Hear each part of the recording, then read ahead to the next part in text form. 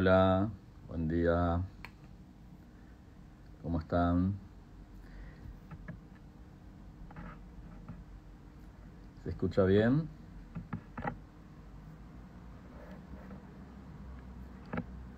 Bueno, vamos a esperar que se conecte Miriam, así ya le mandamos la invitación para sumarse. Así que vamos a esperar un poquito. A ver, creo que está por acá.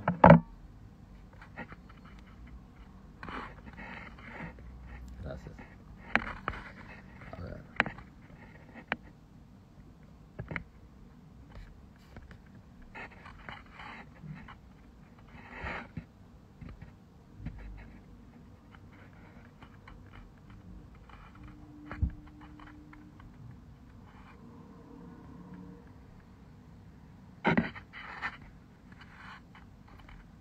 A ver, Miriam, si te veo.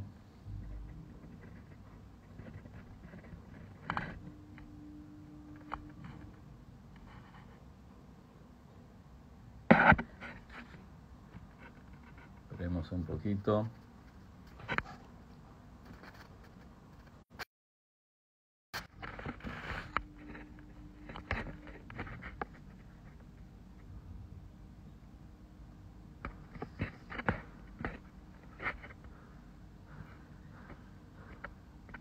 Ahí le acabo de mandar un WhatsApp a Miriam para que se conecte, porque tuvo algunos problemitas hoy de conexión de luz, así que estaba medio complicada con eso.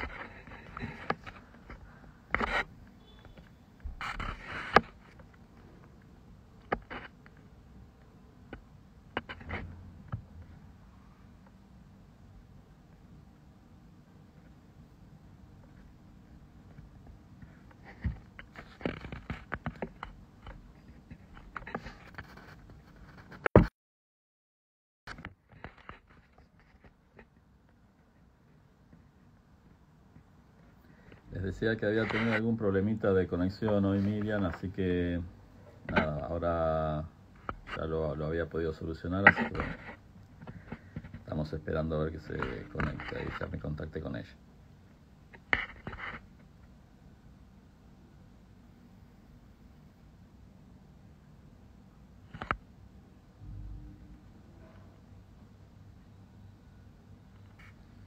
A Yelén, sí, mándame por privado y te contesto.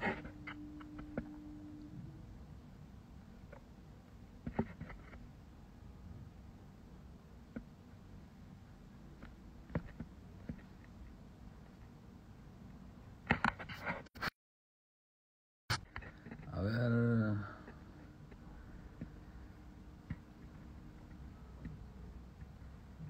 No te estoy encontrando, Miriam.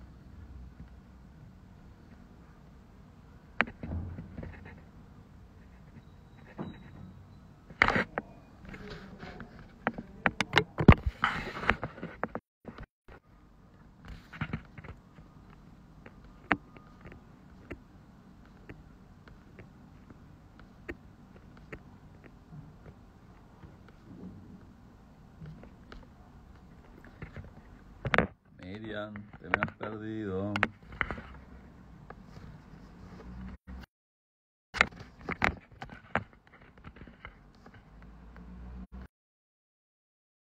Ahora sí. Ahí te mando la... Ahí está.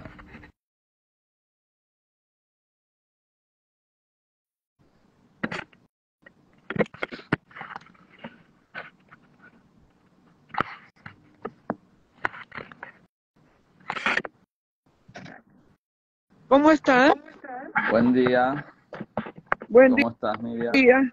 Toda una odisea para poder llegar. Sí, le estaba contando a la gente que, bueno, fue medio complicado, ¿no? Que no tenés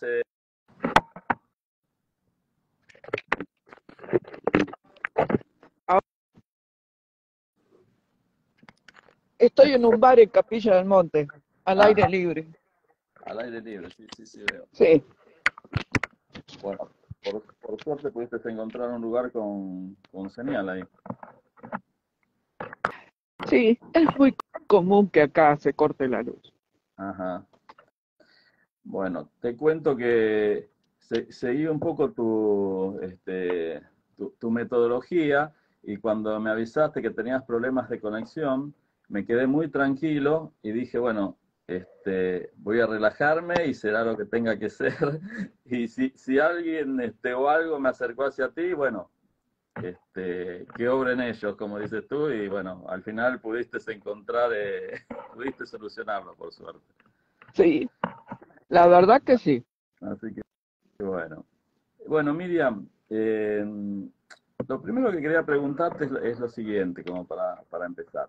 En tu libro, en uno de tus libros, La verdad es coronada, tú haces mención haces un raconto de varias acciones judiciales, entre las que están, entre las que mencionás a Reiner Fulmich y otros juristas.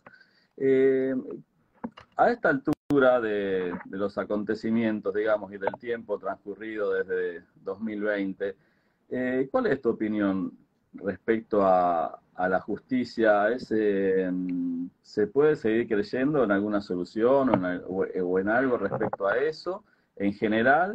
Y también me gustaría conocer tu opinión en particular respecto a bueno, las acciones que son de tu conocimiento de Mar del Plata, en el juzgado 4 del juez López, donde oportunamente habíamos pedido la suspensión de las trófilas en los niños. Mira, ¿Cuál es tu opinión general y en particular? Me interesaría. mira, yo creo que en general lo que está pasando es profeso, que la justicia se lentifique mucho más de lo que se lentifica, de lo lentificada que venía normalmente. Eh, Como nos hemos escrito en privado, yo creo que lo de Mar del Plata son medidas dilatorias. O sea, no quiero entrar en este video, en ese tema específicamente porque me han dado varias cachetadas, porque la gente no acepta ningún tipo de opinión que no sea lo que ellos quieren que uno diga, ¿sí? Tú sabes que yo en su momento, ni bien salió la primer supuesta medida cautelar, enseguida dije que eso no decía en lo que estaba escrito de lo que estaban diciendo algunos colegas para atribuirse no sé qué tipo de éxito, porque la verdad que si sos abogado tenés que saber leer. Y para eso no tenés que interpretar lo que tenés ganas de que diga el juez. El juez no dijo lo que dijeron que dijo. Y fíjate que tardó más de un año la Cámara en resolver y ahora otra vez estamos zaraza, zaraza. Tú que eres un abogado de los amparos, sabes que es así. O sea, yo creo que en general todos los sistemas están cayendo, todos. Salud, educación, justicia a la cabeza. Entonces, hacer más de lo mismo es obtener más de lo mismo. O sea, es como, no sé, enfrentar el muro de los lamentos y querer derrumbarlos con un puñetazo. Para mí, con el respeto de todos los que puedan ser buenos jueces, los camaristas, la Corte de la Nación, yo creo que esto viene lentificado es profeso. Igual ya el daño está hecho, y mucho daño. Han hecho mucho daño en los niños, con las chófilas y las consecuencias de eso. Pero bueno, cuando yo hablaba o decía algo en aquel momento, 2020, wow, me saltaban a la yugular, porque cómo yo iba a decir algo contra lo que establecía el supuesto gobierno argentino o el gobierno mundial. Pero eso a mí no me quitó la fuerza, porque yo soy abogada de alma, o sea, desde el alma. Creo que nací siendo abogada. Y amo la justicia, y amo la equidad, y amo un montón de cosas. Yo no reniego de mi profesión, al contrario, la amo. Pero no es esto que estamos viendo. Eso no es ser abogado. Sí, sí, sí, coincido totalmente. Y sí, recuerdo en su momento tu video por el cual también te criticaron mucho. Yo también, cuando fue la primera medida cautelar allá en Mar del Plata, también fui bastante crítico y bueno, sí, también me leí unos par de cachetazos. Pero bueno, la historia se repite, lamentablemente. Ahora, con esta segunda medida cautelar, más o menos pasó exactamente lo mismo. No sé por qué motivo en particular decían la mitad de lo que se tenía que decir de la cautelar y obviaban lo más importante, y de hecho lo siguen haciendo todavía. Pero bueno, el que no quiere ver no lo verá nunca, en definitiva. Además, ¿sabes qué? Es una costumbre en general, yo lo veo por mi canal de YouTube, ¿no? O sea, si hablo del amor, de lo hermoso que va a ser ascender a la quinta dimensión, de cuando la tierra se transforme en un paraíso, me aman. Donde digo algo, que es mirar abajo del agua, y además, como digo siempre, no tienen por qué seguirme, no tienen por qué creerme, pero investiguen, muevan la estructura. O sea, son demasiadas cosas tan evidentes, pero la gente no las quiere ver, porque tiene miedo de ver. La gente no quiere ver. Y además lo más fácil es enojarse. Sí, Yo podría dictar cursos sobre cómo se enoja la gente. es el recurso más fácil que tenemos a mano siempre, ese, Claro, tal cual. Y bueno, lo que pasa que lo que sucede es que, bueno, ahora seguramente se abrió, creo que se va a abrir o se abrió otra cuestión en la cual también hay otra vez posiciones enfrentadas dentro de los que supuestamente nos decimos conscientes o dentro de nuestro ámbito, digamos. Hay todo un debate en cuanto a las verdaderas intenciones o al trasfondo que hay detrás de la película, de la famosa ya película Sonidos de Libertad. ¿Tú tuviste oportunidad de verla? ¿Qué opinión tienes al mira, respecto? yo la película la vi entera y estoy dispuesta a verla una vez más y además por Telegram he recibido comentarios a favor y en contra. A mí hay algo, como decimos los argentinos, que me hace cri cri, ¿no? Ese cri cri que todavía no lo termino de definir, o sea que solo voy a hacer un vuelo rasante sobre el tema, es la publicidad que tiene. En YouTube, a mí, por muchísimo menos, por decir cosas mucho más suaves que lo que dice la película, me bajaron, me suspendieron, me amenazaron, me todo. Entonces, estoy viendo justo ayer, recibí un libro que lo voy a leer entre hoy y mañana, que se llama Los demonios del Edén, de una mexicana, que lo publicó hace muchos años, creo que por el 2007. Y yo digo, ¿por qué siendo ella mexicana y Verástegui mexicano, cómo él no la convocó siendo una mujer que pasó de todo por hablar de la pedofilia y por hacer nombres? O sea, la mujer esa se la jugó. Tiene toda mi admiración por los videos que vi de ella. Yo creo que, como todas las cosas hoy en día, nos informan y nos desinforman permanentemente. Entonces yo ayer me sentía como en una sopa de letras, ¿viste? ¡Ah! Para todos lados.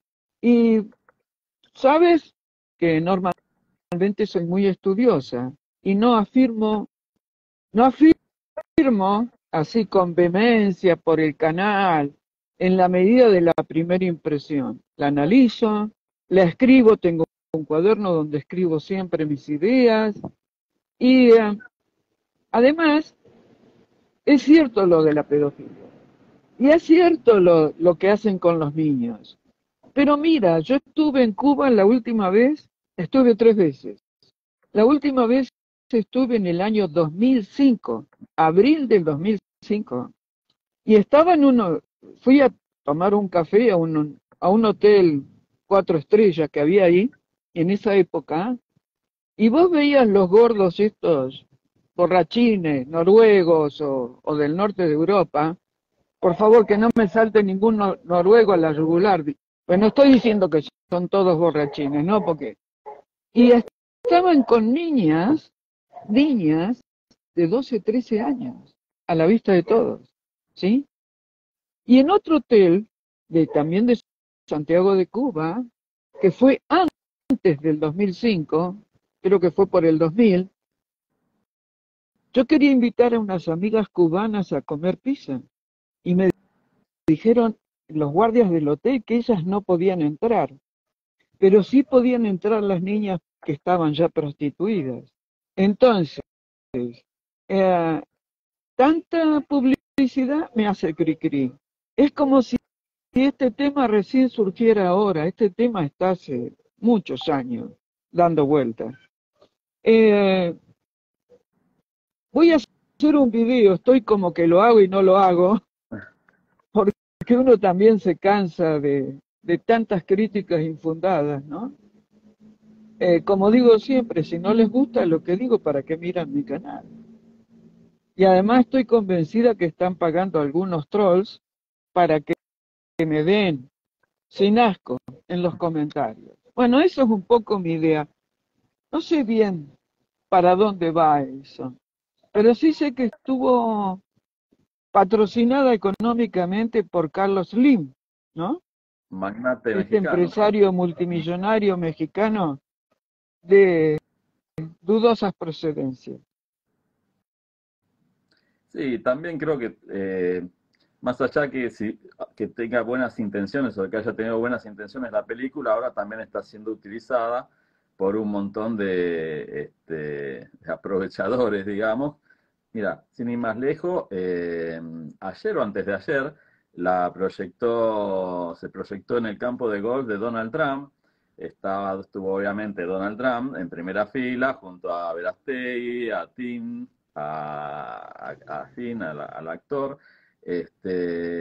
Con lo cual, bueno, por otro lado, también me hace un poco de ruido que esa película se empezó a filmar en el 2018 y recién se emitió ahora, y justo ahora es el eventual lanzamiento a la candidatura presidencial de Verástegui en México. Entonces son muchas cuestiones ahí alrededor que están dando vuelta que no, como que hay muchos vivillos ahí atrás, más allá de que quizás la película originalmente haya tenido buenas intenciones, ¿no? Pero parece que está haciendo demasiado, hay demasiado aprovechamiento de eso. Y además, bueno, el tema de la censura. Cuando uno, en la película están denunciando que la están censurando acá, que no la pasan en Netflix, que no la dejan pasar acá, pero de hecho todos podemos acceder por uno o por otro lado, podemos acceder a la película, con lo cual en la práctica no está tan censurada, sino tú sabes que si quieren censurarte, te censuran y no la ves en ningún lado, ni en un canal de Telegram, ni en YouTube, ni en nada. Y sin embargo, la película la podemos ver, de hecho yo la he visto, tú la has visto y la hemos visto un montón de gente, así que todo muy, muy raro. Pero bueno, veremos cómo sigue la cuestión. Eh, Cambiando de tema, o no tanto, porque también por ahí tiene un poco que ver con esto de las impresiones y de los mensajes subliminales y de lo que hay debajo del agua. Eh, ¿Cuáles son tus conclusiones después de tu reciente viaje a El Salvador? ¿Cuál es tu conclusión final, digamos, tanto de Bukele, bueno, como del modelo, ¿no? Del modelo salvadoreño. Mira, primero quiero dejar algo bien en claro. El pueblo salvadoreño es espectacular. Es un pueblo querible. Estoy hablando de los NN, la Doña Rosa o el Don López, no sé. El taxista, el chofer, el que te atiende en un mesón para comer. Son amorosísimos, son muy buenas personas y son muy obedientes. Cumplen las reglas a rajatabla. En cuanto a este señor presidente, en el día de ayer justo me encontré con un video de él donde está hablando de que si se une toda Centroamérica, serían 50 millones de personas unidas en un solo país. ¡Wow! Dije yo. Agenda 2030. ¡Wow! O sea, ¿cómo no lo ve la gente eso? O sea, yo no soy ninguna iluminada que puedo ver eso, porque lo dice sin tapujos y por los medios. Yo creo que es un tipo que ha enamorado al pueblo, después de lo que el pueblo ha sufrido con las maras, y la gente lo ha endiosado, ¿sí? O sea, salen del agua hirviendo y se meten en aceite hirviendo. Entiendo lo de las maras porque de hecho yo soy una sobreviviente en Argentina al terrorismo de la época de los años, ¿qué años eran esos? 68, 70. Soy sobreviviente de la dictadura militar. O sea, era como que uno tenía que ir escabulléndose por diferentes lugares para que no te mataran. O sea, ir caminando por la ciudad de La Plata, llegar a una esquina y escuchar una explosión espantosa y darme vuelta, y un auto que yo acababa de pasar, que estaba estacionado, explotó con bomba y mató a la gente que iba caminando. Digo esto para los que creen que los argentinos no vivimos nada, o que todo el problema es el presidente y la vicereina que tenemos ahora. Nada que ver. Pero sí te digo que en mi óptica, y lo asumo, y dentro de 10 años me van a contar, este hombre tiene todas las características de un gran manipulador. Es un hombre joven, es multimillonario, tiene muchísimas empresas, pero además muy marketinero. Y le saco el sombrero porque realmente lo escuchas hablar y te enamoras de él. Pero ¿sabes qué? De lo que ha pasado con las maras, que entiendo la angustia que ha sufrido el pueblo, y no tengo por qué vivir ahí, porque no creo que la angustia del salvadoreño sea superior a la angustia de los argentinos de los años 70, 80, 60 y largos también. Entonces, yo creo que es como que salen de un problema de terror, como dice mi amigo David Icke, problema, reacción, solución. Pero dentro de 10 años me cuentan, ahora este hombre va a renunciar a la presidencia, va a poner a alguien, me sonó muy gracioso, que un presidente que renuncia ponga a alguien de presidente, así lo dijeron en los medios, y además de eso,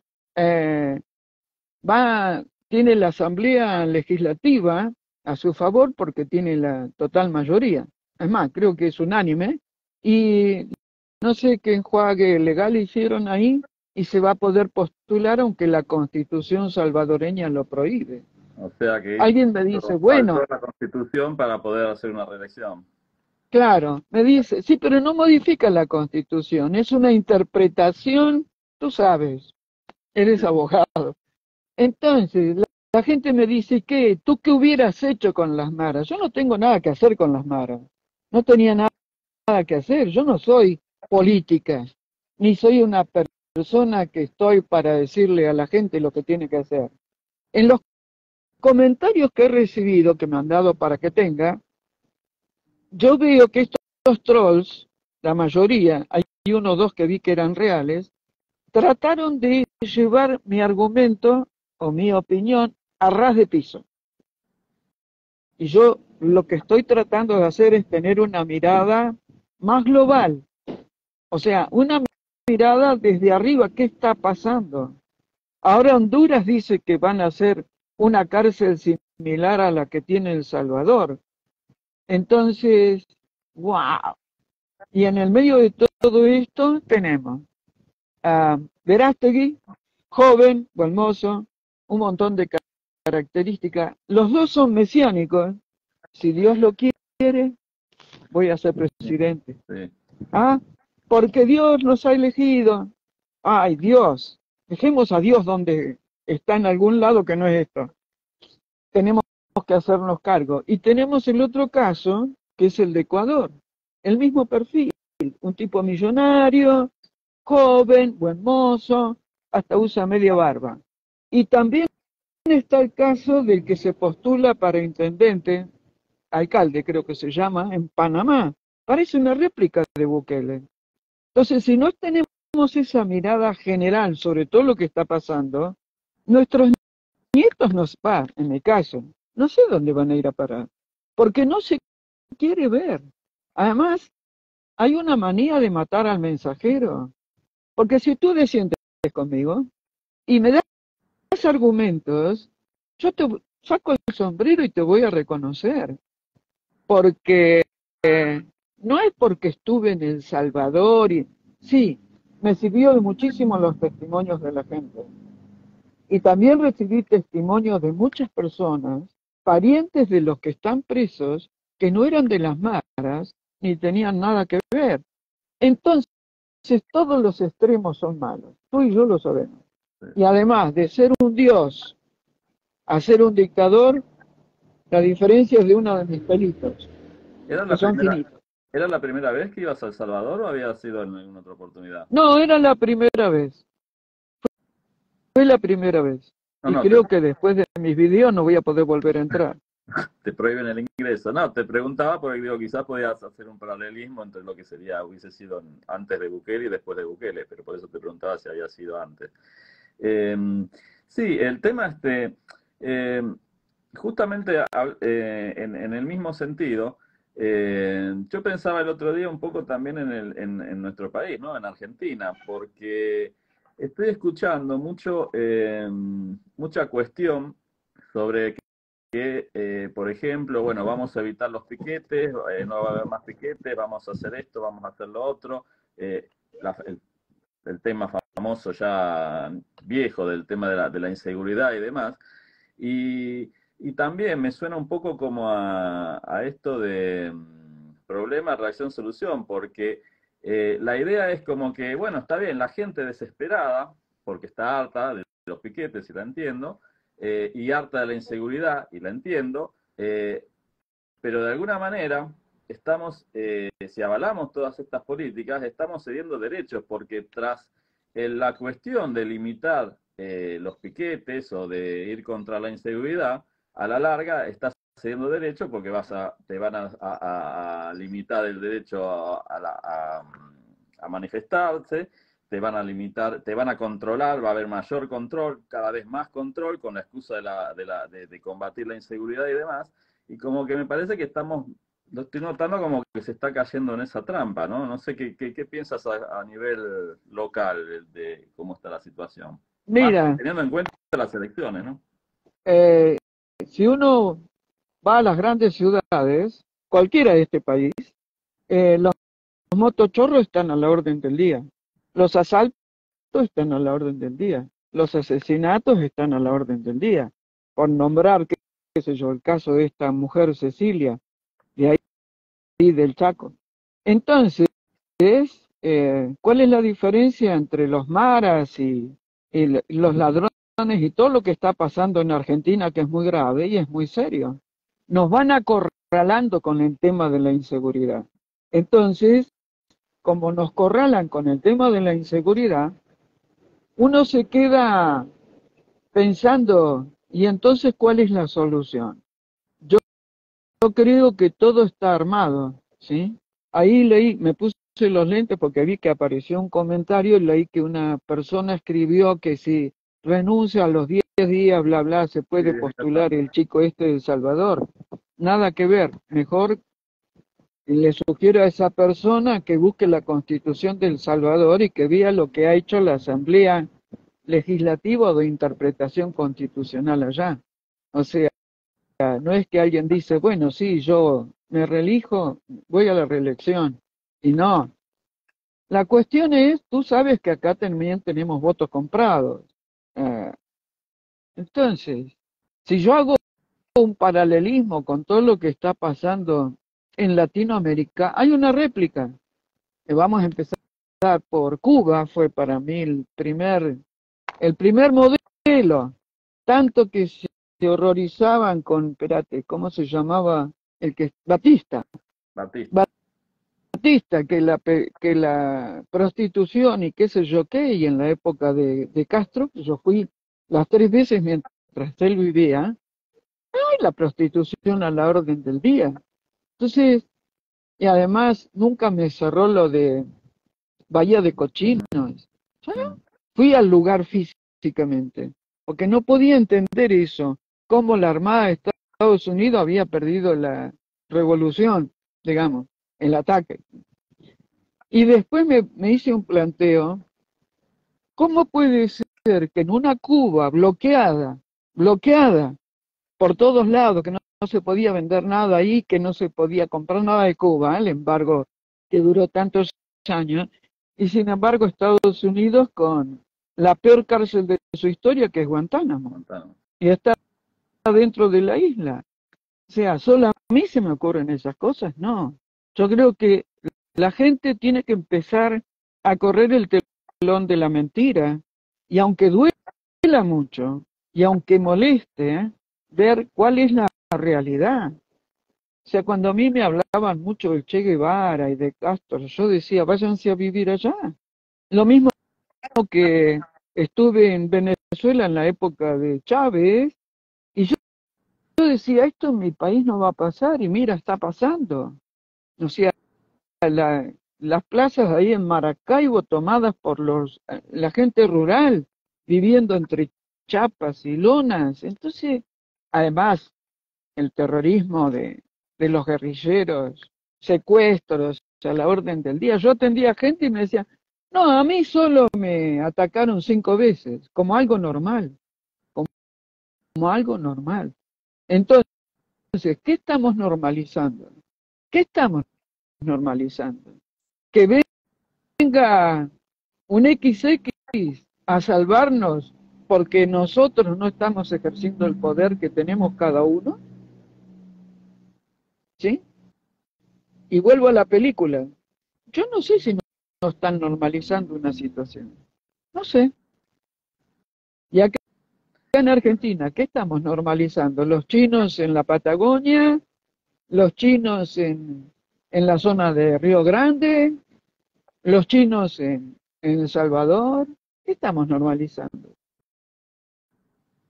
Sí, ahora que volviendo a la película por un instante nada más, ahora que la volviste a nombrar, eh, otro punto también que me olvidé de mencionar antes, no sé si lo habrás notado, es que en la película tampoco se muestra absolutamente nada a nivel, digamos, de la elite o de los personajes de Hollywood, ni tampoco de gente, digamos, de dinero. Parecería como que quieren mostrar que la pedofilia o la pederastía está compuesta por un colombiano narco, que es el que muestra en un momento, un gordo feo, que es otro que también que es el que comercia con el niño, pero como que se alejan, digamos, de otros sectores o de otros grupos que, bueno, que todos sabemos que son los que más de la isla de en adelante, sabemos que no solamente, no pasa precisamente por esos sectores, ¿no? El tema de la pedofilia, y no son quizás los mayores consumidores de pedofilia o de tráfico de niños, ¿no? Me parece que como que ni siquiera tangencialmente pasa por ese lado la cuestión, sino que como que quiere personificar en otro tipo de estrato social o en otro tipo de personas a los supuestos pedófilos o pederastas. Eh, Te iba a preguntar, saliendo un poco de estas cuestiones, en el 2004 vos tuviste una experiencia en la cual, una experiencia delictiva, que no me interesa entrar en el hecho en sí, sino en que tú dices que fuiste y volviste, como que moriste y volviste aquí. Y quería preguntarte o pedirte si podés describirnos cómo fue esa experiencia. Mira, la muerte no duele. Y yo muero en medio de un ataque delictivo, ¿no? De afuera. Duele cuando volvés a estos cuerpos, porque al haber estado muy lastimada, sí que duele. Pero cuando volvés, lo que hay del otro lado es extraordinario. Tiene una paz, un amor que en este mundo terrenal no se conoce. y yo volví realmente con algo acá adentro cambiado, ¿sí?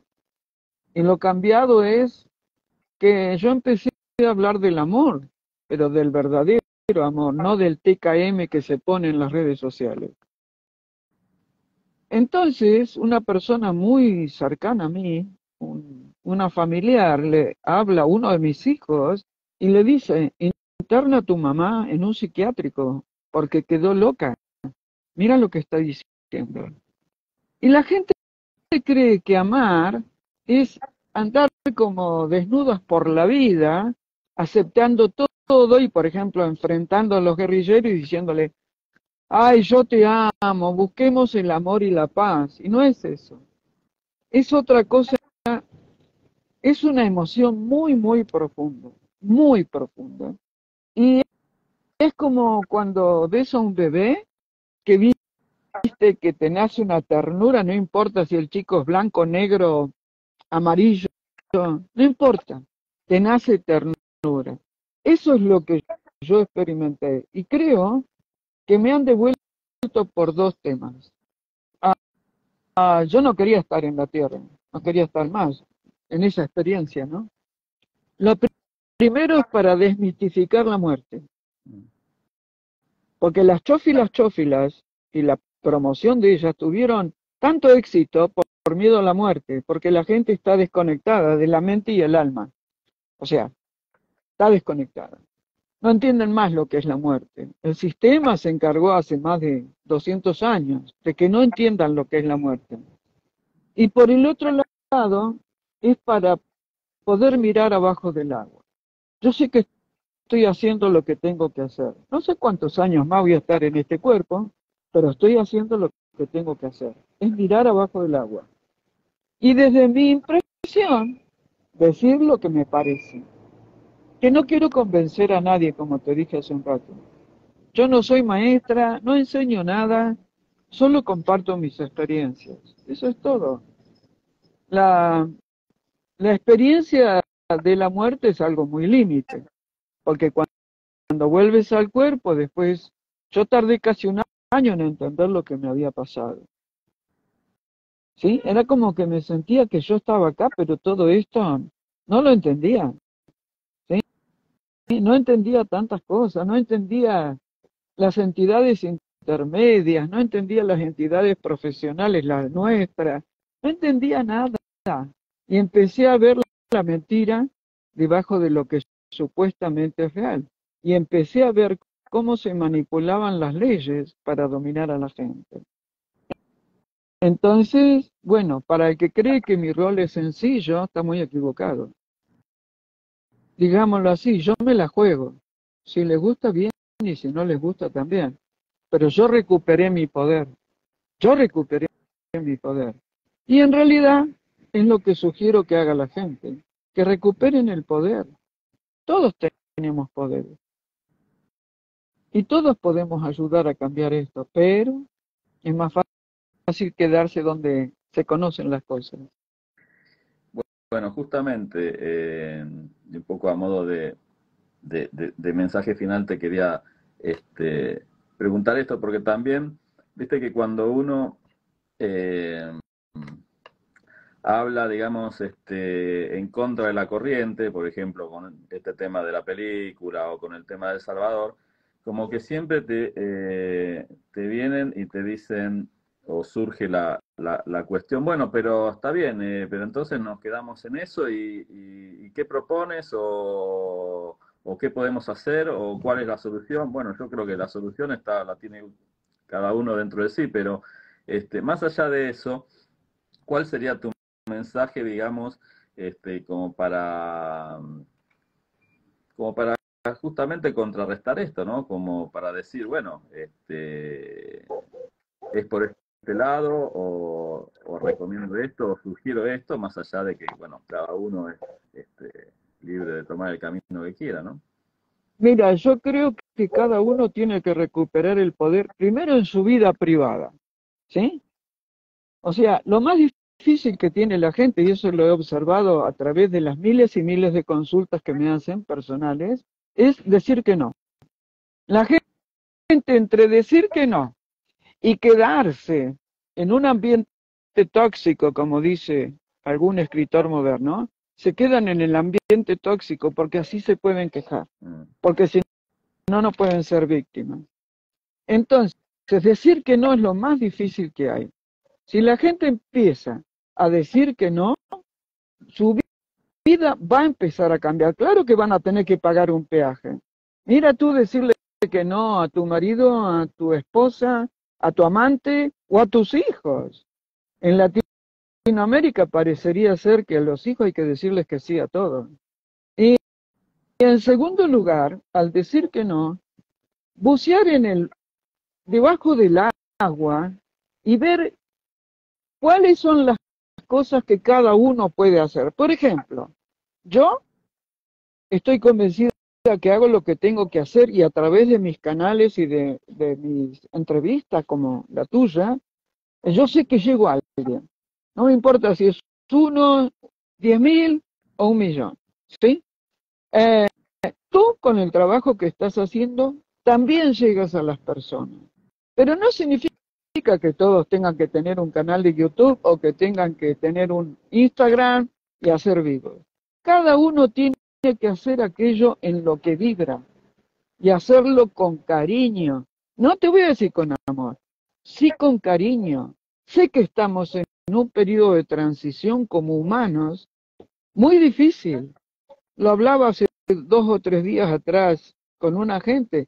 Es muy difícil el camino de la transición, porque es como cuando llegas a los 40 años de edad física, que no eres más ni adolescente, ni muy joven, ni viejo.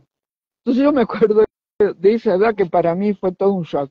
Entonces, es eso, anímate a dar el primer paso hacia tu verdadera libertad. Es cierto que está todo patas arriba, y es cierto que hay demasiadas cosas que están mal, pero tú desde tu lugar, en tu casa, puedes hacer una sola cosa que te ayude a cambiar a ti. Cambia uno, cambia todo lo que nos rodea. Claro que la oscuridad y los reptilianos y todo eso se van a oponer. Claro que sí. Pero bueno, guerra siempre hubo. Siempre. Porque los reptilianos necesitan que nos peleemos. Ok. Divide y reinarás. Ahora, en diciembre, estamos organizando un retiro acá en la zona de Capilla del Monte, junto con un ser peruano que es de una luz impresionante, y queremos que salga de ese encuentro las pautas concretas de la 3D para ir hacia una nueva conciencia mundial. Eso es el objetivo que tenemos. Y antes que me olvide, perdón, vuelvo a la película. La intención es buena, se está yendo al mundo y fíjate cómo andamos. Muchas gracias por haberme entrevistado y haberme dado esta oportunidad.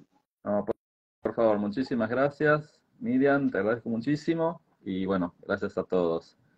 Un saludo, muchas gracias. Un saludo grande. Hasta luego. Hasta luego.